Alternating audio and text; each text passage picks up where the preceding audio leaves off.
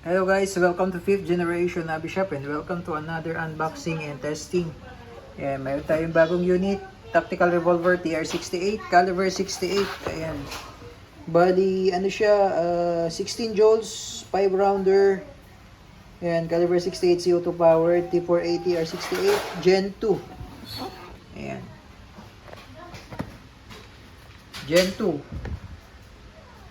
Ayan, naka fiber optic sight na rin. 5 rounder TR68 Gen 2. So ang bala nito pwedeng, ito yung paper ball. Ayan o.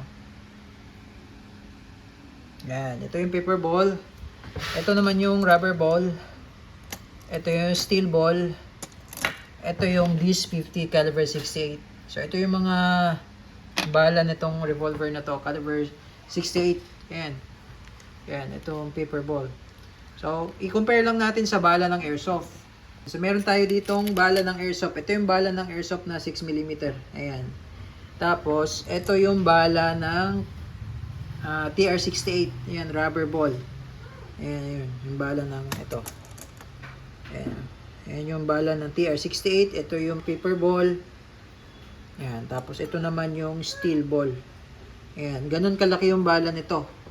Ayan, ito yung TR68 Gen 2. Ayan. Ang home defense po ito guys, T4A. Ayan. CO2 powered. Ayan, so ito yung kanyang magazine na 5 rounder. So, lagyan natin ng rubber ball. Ayan, rubber ball lang muna ang ating gagamitin guys. Yung ganong kalaki yung butas niya, no? Caliber 68.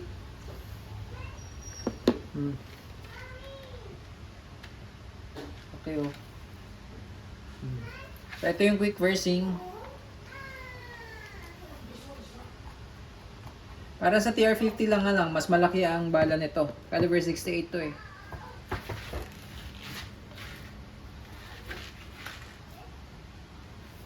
And CO2 powered pa rin siya. And quick pursing niya.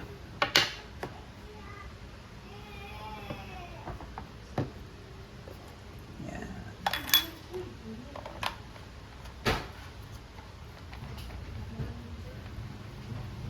So dito pa rin yung indicator pin niya. To. Indicator pin. Pagka pinalo natin to, aangat siya. Yan.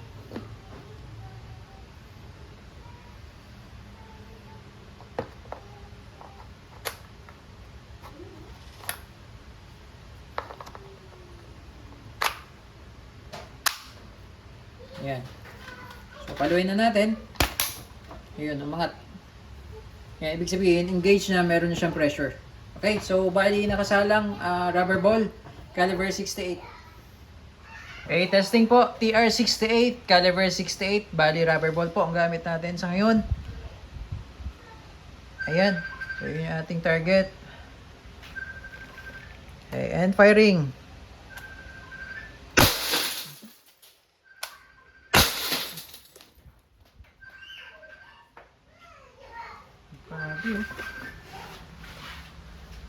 Tingnan nyo guys, oh, napulbo, oh.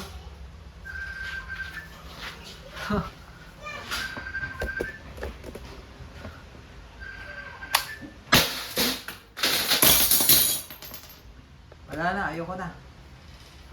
Grabe lakas.